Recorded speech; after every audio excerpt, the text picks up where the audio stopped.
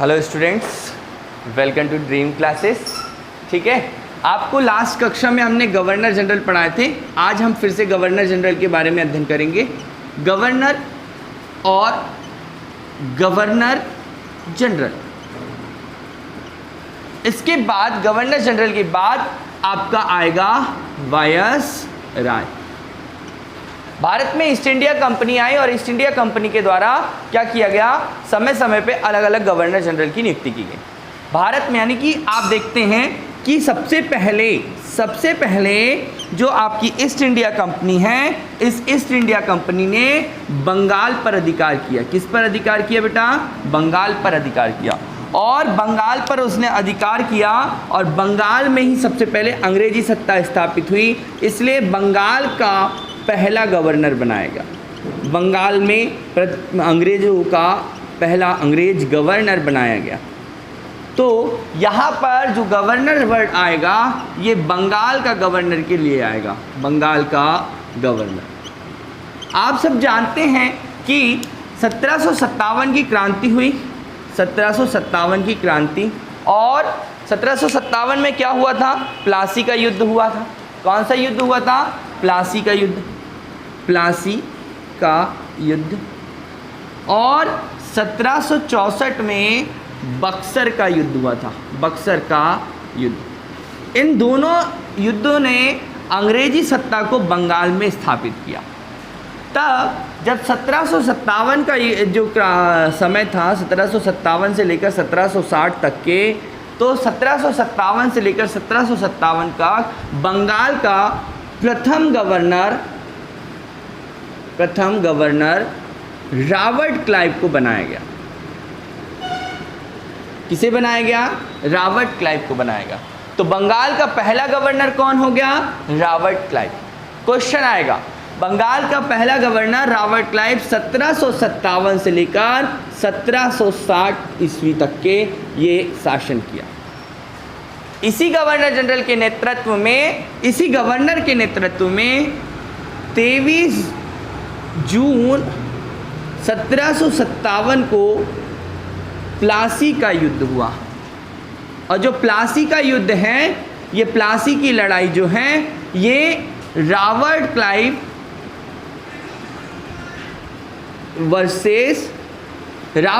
Versus कौन है? Robert Clive versus आपके सिराजुद्दौला। सिराजुद्दौला का जो सेना प्रमुख है, क्या नाम है उसका? मीर जाफर ने सिराजुद्दौला के खिलाफ षड्यंत्र, यानी कि रॉबर्ट क्लाइव के साथ मिलकर मीर जाफर ने सिराजुद्दौला को पराजित किया। ठीक है, तो यहाँ पर आपको याद रखना है कि रॉबर्ट क्लाइव जो प्लासी के युद्ध के समय भारतीय यानी कि अंग्रेज का बंगाल का गवर्नर था। इसके बाद वेरेलस्ट और कर्टियर करके दो आपके कौन आए? गवर्नर आए। कौन? वेरेलस्ट।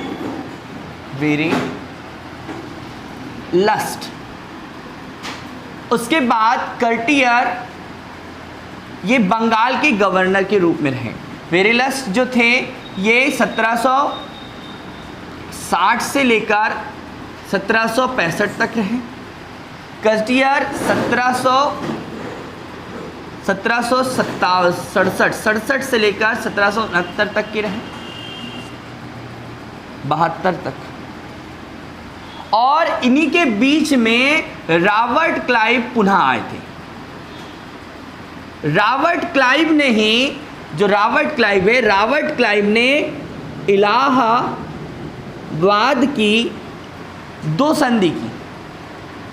एक संधि 12 अगस्त को हुई और दूसरी संधि 16 अगस्त 1765 को हुई। पहली संधि रॉबर्ट क्लाइव और शाह आलम द्वितीय के प्रथम हुई। शाह आलम द्वितीय जो है मुगल बादशाह हैं, और दूसरी संधि जो है वो अवध के नवाब शुजाउद्दौला के साथ में हुई थी, जिसके अंतर्गत अवध के नवाब को जो है कड़ा मानिकपुर छोड़ने के को कहा गया और हर्जाने के रूप में 50 लाख रुपए यहाँ से लिया गया। जबकि जो इलाहाबाद की संधि है इसके तहत शाह आलम द्वितीय को जो है आपका कड़ा मानिकपुर इलाहाबाद प्रदान किया गया एवं शाह आलम द्वितीय ने अंग्रेजों को बिहार, बंगाल और उड़ीसा की दीवानी प्रदान की और पेंशन स्वरूप 29 लाख वार्षिक पेंशन में पेंशन भोगी के रूप में जो है बादशाह, मुगल बादशाह बनकर रहे। तो यहाँ पर मैंने आपको इलाहाबाद की संधि भी बता दी, रॉबर्ट क्लाइव के बारे में बता दिया और यह अब इसके बाद क्या होता है, बंगाल में अंतिम गवर्नर के रूप में, बंगाल के अंतिम, यहाँ पर लिख देता हूँ, बंगाल के अंतिम गवर्नर, बंगाल का अंतिम गवर्नर जो है वो वारेन हेस्टिंग्स है। ये जो व्यक्ति हैं, ये व्यक्ति 1772 से लेकर 1785 तक की रहा। जब ये 1772 में आया तब यहाँ पर ये बंगाल का गवर्नर रहा, लेकिन 1773 के रेगुलेटिंग एक्ट के तहत ये क्या हुआ, बंगाल का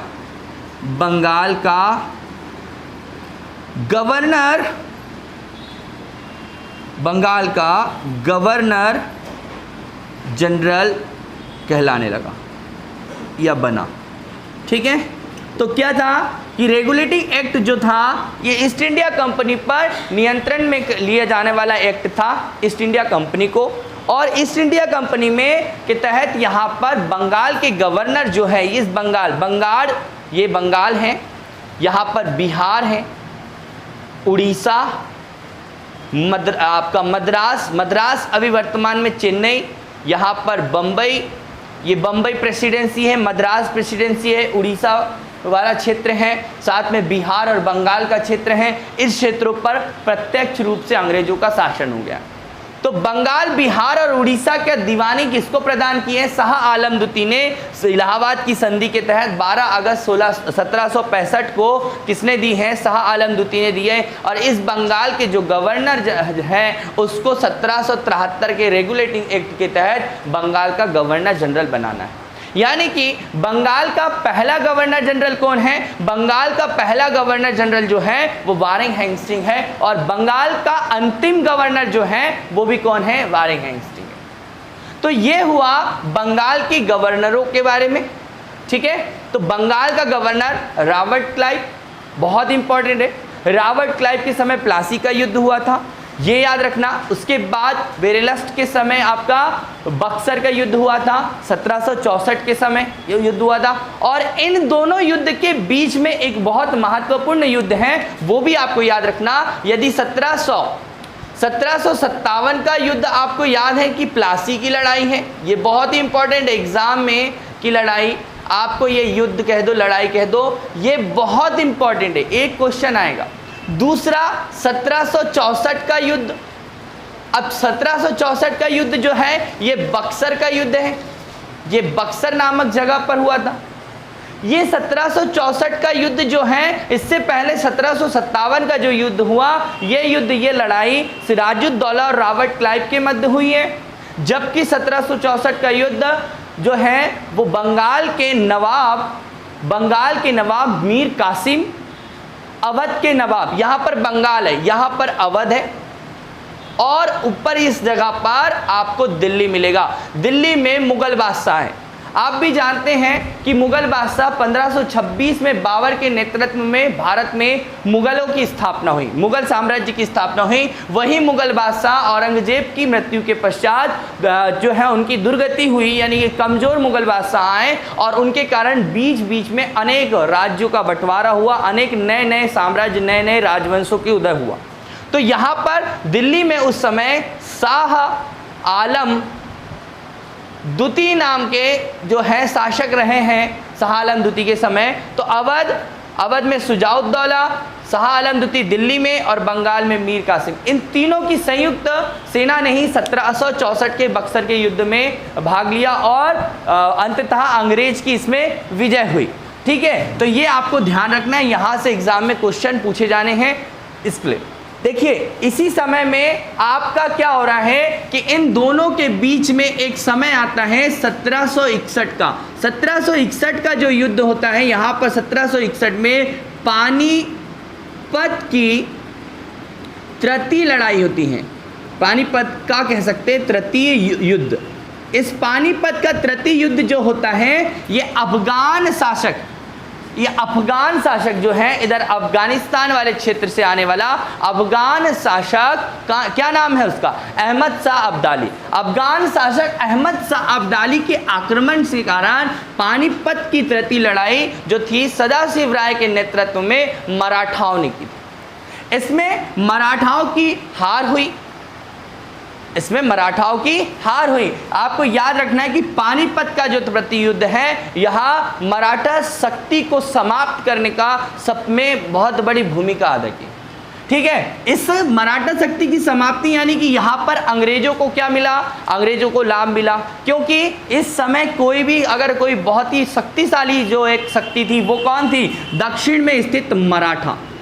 ये जो मराठा शिवाजी के नेतृत्व में हुए थे ये मराठा बहुत महत्वपूर्ण है। ठीक है, तो याद रखना शिवाजी मराठा। तो ये मराठा का अंतिम यानी कि बहुत ही महत्वपूर्ण युद्ध था 1761 का सदाशिव राय के नेतृत्व में आपका क्या है, पानीपत की तृतीय। अगर हम पानीपत शब्द का यूज कर रहे हैं, देख रहे हैं, तो पानीपत की 3 लड़ाई हुई है। पानीपत हरियाणा वाला क्षेत्र है, पानीपत का युद्ध। जो पानीपत का प्रथम युद्ध है, जो पानीपत का प्रथम युद्ध, ये युद्ध जो है वो 21 अप्रैल को लड़ा गया, 21 अप्रैल 1526 को लड़ा गया। और ये युद्ध क्या था, इस युद्ध के तहत भारत में मुगल साम्राज्य की नींव रखी गई। इस युद्ध के तहत, ये तारीख याद रखना, 21 अप्रैल 1526 पानीपत का प्रथम युद्ध। ये युद्ध जो है ये युद्ध बहुत महत्वपूर्ण है। क्यों? क्योंकि इस युद्ध के तहत मुगल बादशाह जो हैं, पहले मुगल जो है आपके बाबर यहाँ पर आए। ये जो युद्ध था बाबर वर्सेस इब्राहिम लोदी।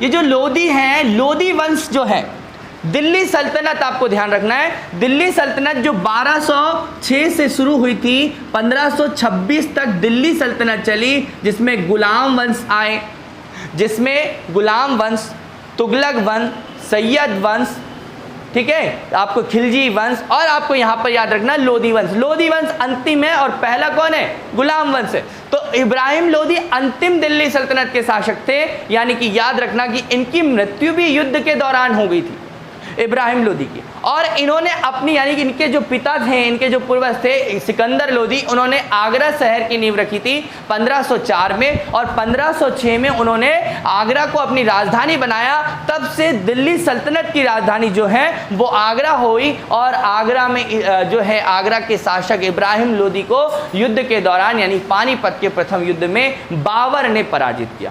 जब बाबर ने पराजित किया तो इसके बाद अनेक युद्ध किए गए। ऐसा नहीं है कि बाबर ने यही युद्ध किया, 1526 में युद्ध हुआ, उसके बाद 27 में आपका मेदिनी राय के साथ युद्ध किया, राणा सांगा के साथ युद्ध किया, अफगानों के साथ युद्ध किया। तो यहाँ पर बहुत सारे युद्ध किया, और बाबर ने 1530 तक मुगल साम्राज्य की नींव रख दी, और बाबर की 1530 में मृत्यु हो गई। उसके बाद हुमायूं आए। हुमायूं लड़खड़ाता हुआ जीवन जिया। हुमायूं का चौसा का युद्ध जो है बहुत इंपॉर्टेंट बेटा, 1539 और 1540। 1539 में आपका चौसा का युद्ध और 1540 में विलगाम का युद्ध हुमायूं पराजित हुआ। लेकिन सरहिंद के युद्ध में 1555 में सरहिंद के युद्ध में हुमायूं फिर से क्या करता है, मुगल साम्राज्य की स्थापना दिल्ली में करता है, यानी कि दोबारा जो है मुगल साम्राज्य को स्थापित करता है।